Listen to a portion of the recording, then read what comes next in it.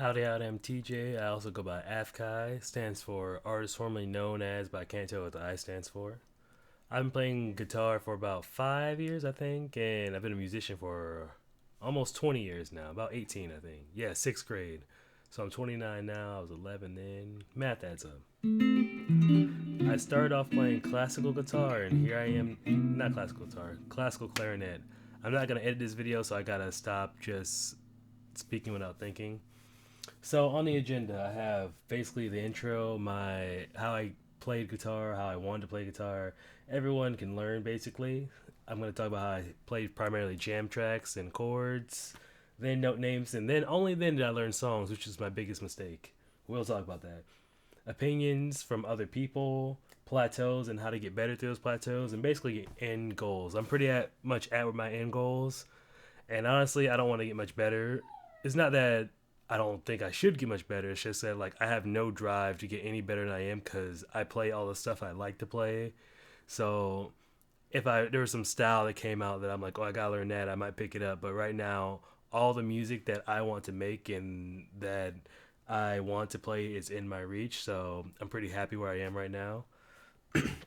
So first off, the intro. This guitar started all. I like many misguided youth. I walked into a guitar center one day when I was unhappy with my job, unhappy with life, basically, and I played not this guitar. I played another Telecaster, which I thought was the ugliest guitar, but it was in red, and my favorite color is red. So I picked it up, and everything was perfect. I always struggled with guitar because I had like an acoustic way back when, and I could never get it to sound. I'm like, I don't sound anything like these people. My like Squire Strat from the early 2000s. I'm like, oh, this is bad too. And I picked that guitar up, and first time, the notes I played sounded good to me, and I wasn't struggling to play them. The chords I was playing just were coming out and ringing. And I was broke at the time, so next week was payday. So I came back, and that guitar was gone. And I saw some other tellies, and I played this one, and I said, "This is close enough." It was only like $10 more expensive, and I didn't want to lose the opportunity again. And this story is so sad. My dog's going crazy in the background. But yeah, eventually I did get this guitar. Right now it's modded because it has great cock pickups in it because I thought they sounded really cool. But I got the guitar for 450, and 6 months later I had my first paying gig. But we'll talk about it. In the beginning, I was practicing about 6 hours a day, and that wasn't because I felt I needed to get better because I did feel behind. I didn't want to start guitar. I was dreaming about it for years. Just like in my imagination while I was doing hard labor, I used to imagine playing guitar, like shredding solos on stage.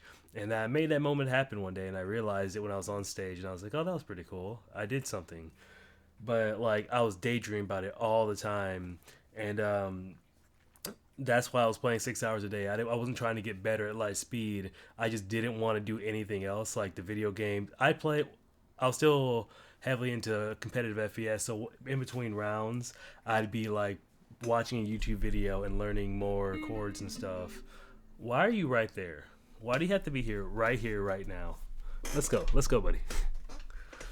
But so yeah, I honestly don't know what I got hung up. Besides learning Misty and chord melody,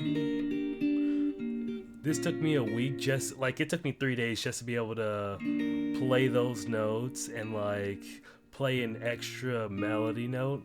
Like it took me days and days, and I had to go at like lower than 60 speed, intentionally plucking out every note. But now, that's my favorite song.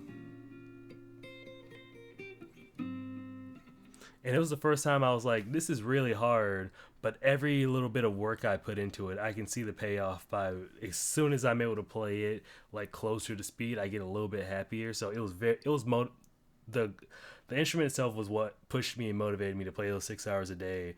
I was falling in love with it. Like I was seeing patterns just start to unfold, and that there's a point where my music theory synced up to my guitar playing, because at first I was like, I don't know how these two things work together. I know how to build a chord and stuff. I mean, a scale and stuff, but I don't know how these two are going to coincide. Like all these progressions and stuff I learned in school, I don't know when they're gonna start kicking in. And they did one day. One day it was like a light bulb moment, like coming into a consciousness again. But next on the agenda, so I don't go talk. I can yap for hours. I don't want this video to be a million years long. But yeah, it was basically jam tracks and stuff in the early days. I'd click on a YouTube video, watch 2 minutes of it, take that thing I liked, and then just go shed it for a while because that's how I prefer to learn. So if you click off this video, no hurt feelings. I hope you get what you need out of it. I believe that anyone can learn. And the method I teach is like a checklist method. Just what style do you want to play? What do you want to play on it? And then I'll basically break down how those I would break. And if it was a lesson, I break down the things you would need. And so we just start checking off checklists. Okay, you got to practice this for that, and this for that, and boom, you're there. Even if you can't conceptualize music, eventually after just playing it, by doing the verbs, you become the noun. You become a musician just by playing music. Like it, you might think that it's impossible for you, but eventually it starts to click. So if you're like a beginner or an intermediate, even advanced players, like if you're an advanced player, if you think you're pretty good, but you don't know how to earn money, I also cover how I got into earning money in this. So jam tracks, I'll pull up one on my Spark amp, not sponsored yet.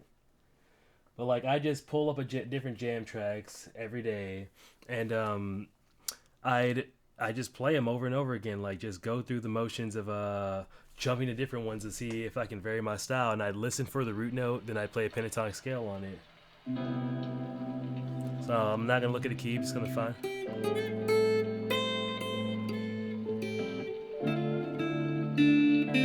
Here's the root, C. So I can play the C pentatonic, which is also the A minor pentatonic.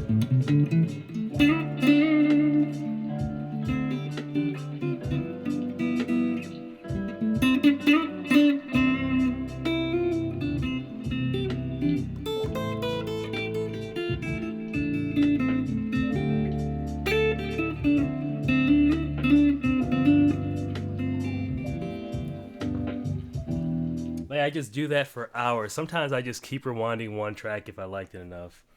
I almost got carried away there. I'm sorry, y'all. All right, next thing, chords. The hardest part for me that I like if we're talking about just one thing that's a basic fundamental guitar was chords.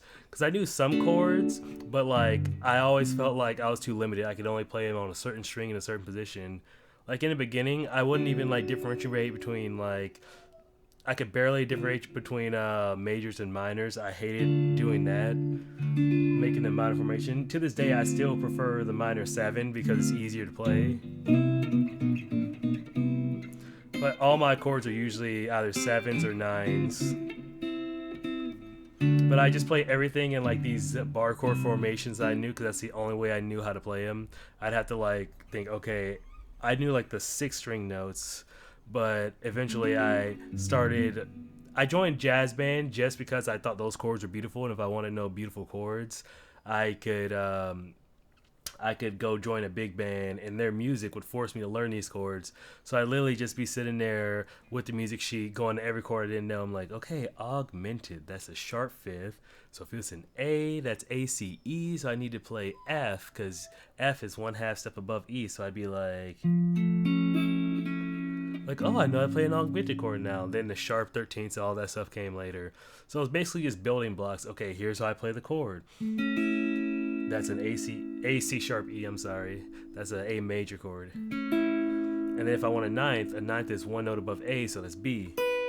So I literally like look on the fretboard and build those notes up one by one. So I'm like, okay, now that I'm learning these extensions, I really need to learn note names. So I do something like, one day I'd do all the G's. I'd sit at my computer and like if I was playing video games, every time I died, I'd be like, all right, G's, let's go. G, G, E, G, G. And once you get past the 12th fret, it's just repeating. So everything after that is everything after that is the same thing. So every G would be the lowest G. G, G, G, G, G. Did I get this G? Yeah, that was like the 3rd G. And then G. And I'm like, all right, all the C's. C, C, C. And you start seeing patterns like 2 over, 2 up is an octave. But then when you get to the B string, it's a 4th instead of it's a minor 3rd. G, B. That's a 3rd. G to B is a 3rd. So that's why you have to add an extra fret. So if I was playing like a C here, to get to this C, I have to go, instead of going 2 up and 2 over, I got to go 2 over and 3 up. Yeah, so that's how I learned all the notes, basically. Learning those is pretty simple. You can learn them all in a week, even with no music knowledge, just from memorizing where they are, one note a day. And there's 12 notes in total, so like eventually I was like, well, I already know where C is, so if I want C sharp, I just go up one. Like there's some notes I wouldn't, like the sharps and the flats I wouldn't even learn, because once I learned where the bass 7 notes are, I was like, A, B, C, D, E, F, G. Hey, I got it right. I'd be like, all right, we'll just learn sharps and flats by going up one or down one. And then songs. Boy, did it take me a long time to learn songs. I started so late because I hate my singing voice. So I'd practice at open mics before I went to jams. So I'd sit there and just like jam out and just like try to do as little sing as I could. Even like Ain't No Sunshine. Ain't no sunshine if he's gone. I'd be like, well, there's a lot of space, so I'll play that one. But eventually, I just had to sit there and practice, and it just comes down to getting comfortable with it, like finding which words go with which chords. Like, I know, and it's taking me all this time to say I'm slow, so it's taking me all this time. And the way I found it easier is I just had to get the chords down and the rhythm of the chords down so well that my brain didn't have to think about it while I was singing it. So I just like play the whole song.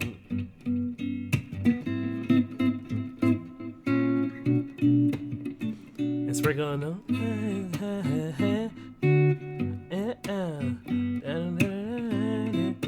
And that little by little. And guitar is an instrument where you can take the tiniest baby steps and make progress still, and you'll see the progress.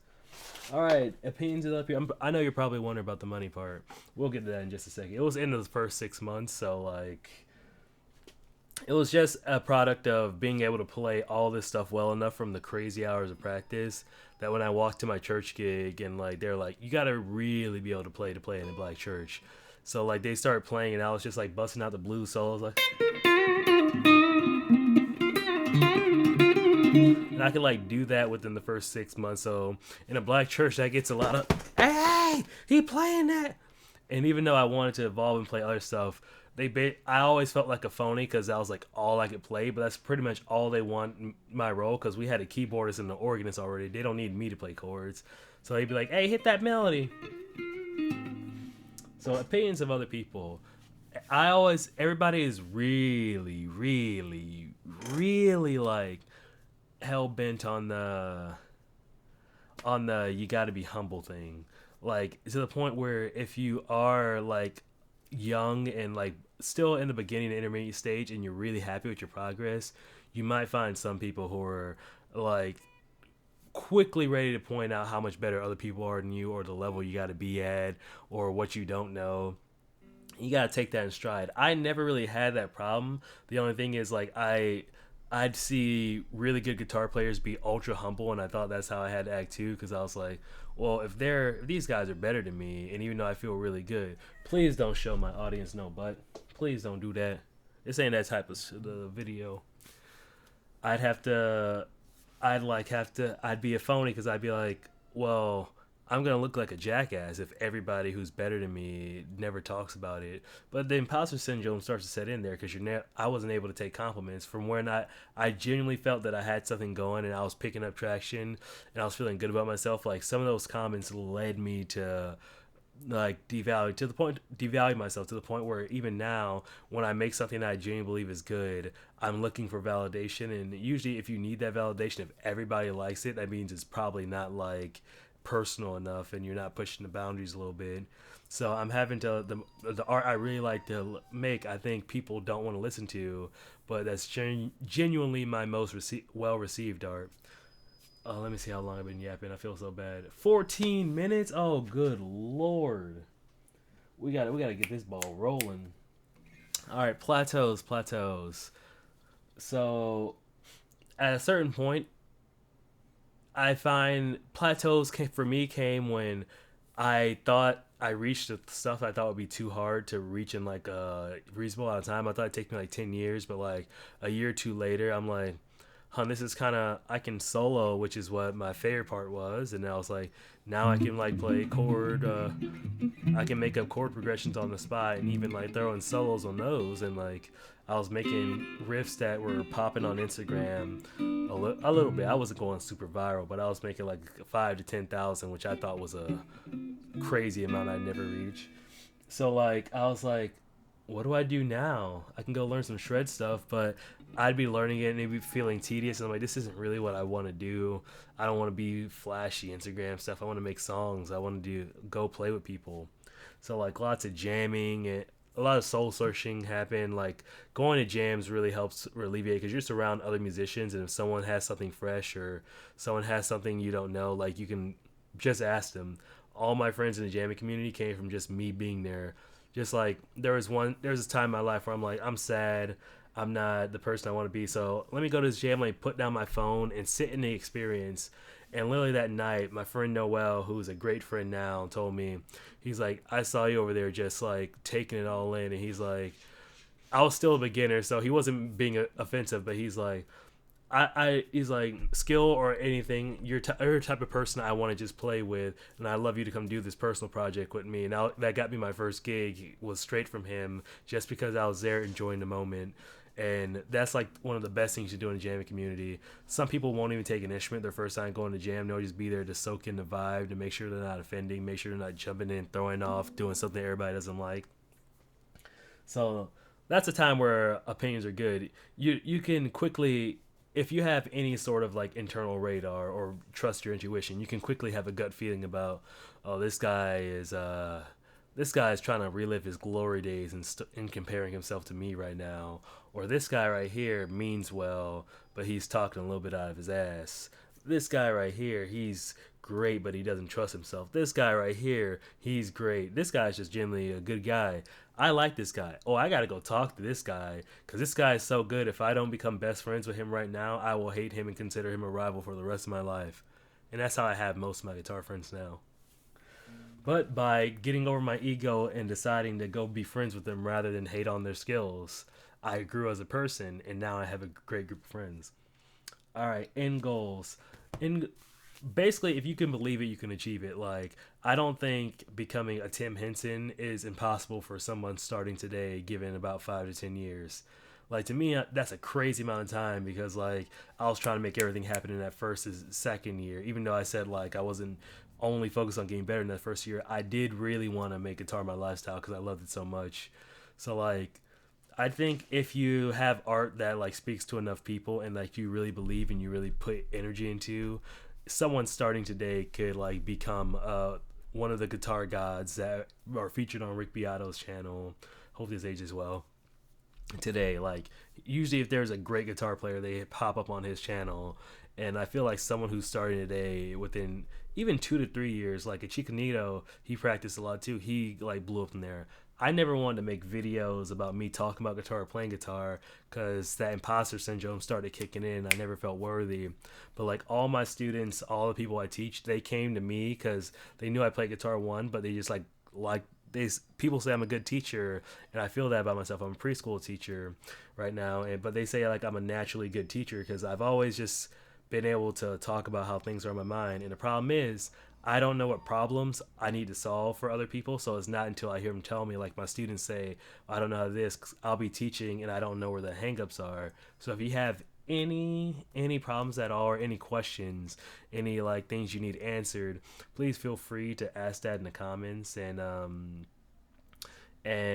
I also do private lessons. I'll have a link to my calendar where we can talk about if those lessons would be a good fit for you. And basically, I just monitor your progress for you. I wouldn't ask you to keep a journal. I'd keep it for you because I remember I hated doing that in music school, but it is very important. So I'd like to.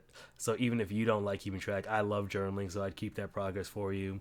But yeah, I won't talk anymore about that because that is a paid service, and we'd have to talk about that in private. But just to see if it's a fit for you.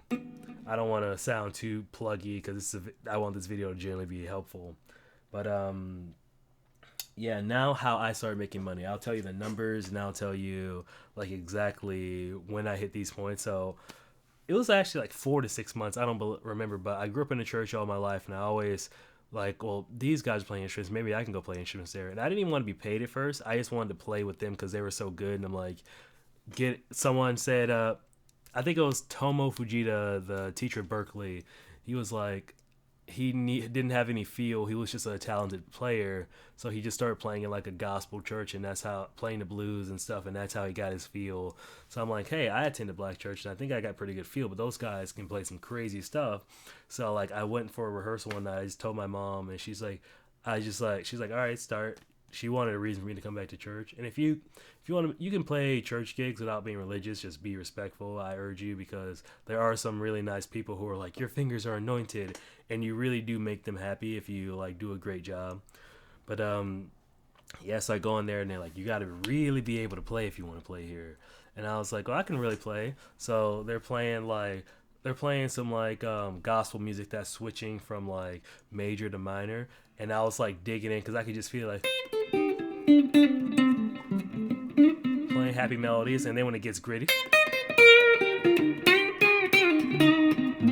I had just like learned, like listening to that, I'm like, oh, I can switch from major to minor here, and it sounded pretty cool. It had some contrast. I learned that week. It came in handy. They're like, all right, come on Sunday, bring your amp and all that stuff. So I started playing, and the pastor's like, nobody talked to me about this, but he's like, you can play, so let's go in back office.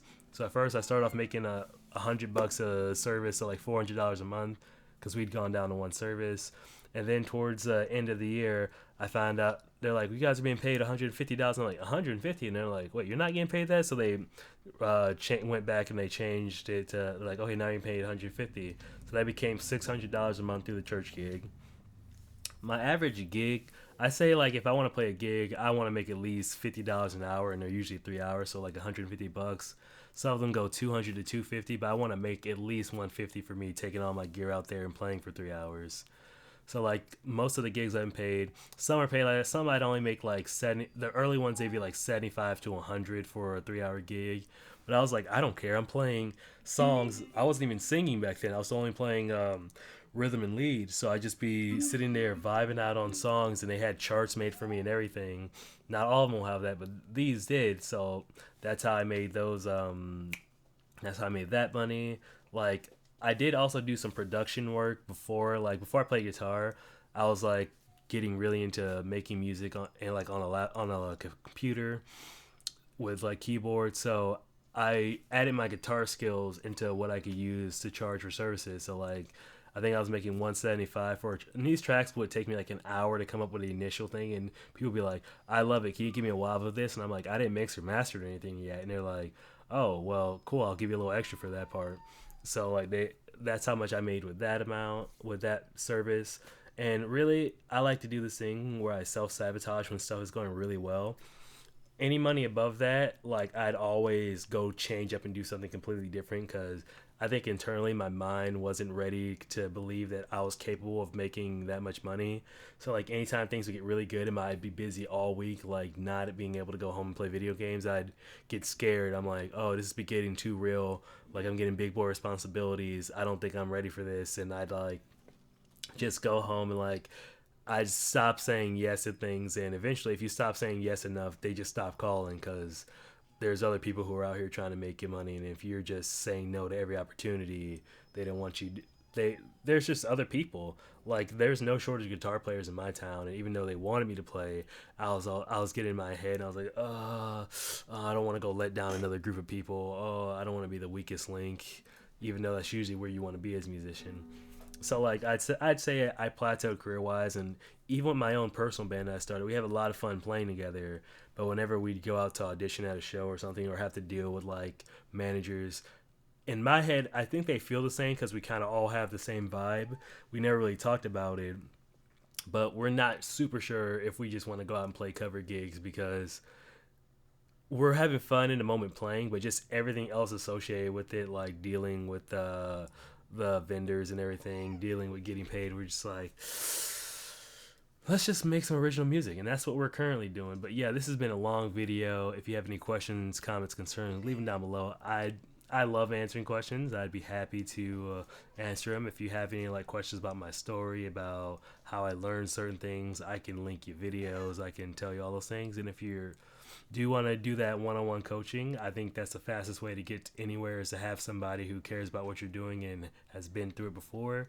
You can hit my calendar link, and I'll make we can make that happen. But yeah, that's basically it. I'm TJ from Afkai Studios, and that's about it. Thanks.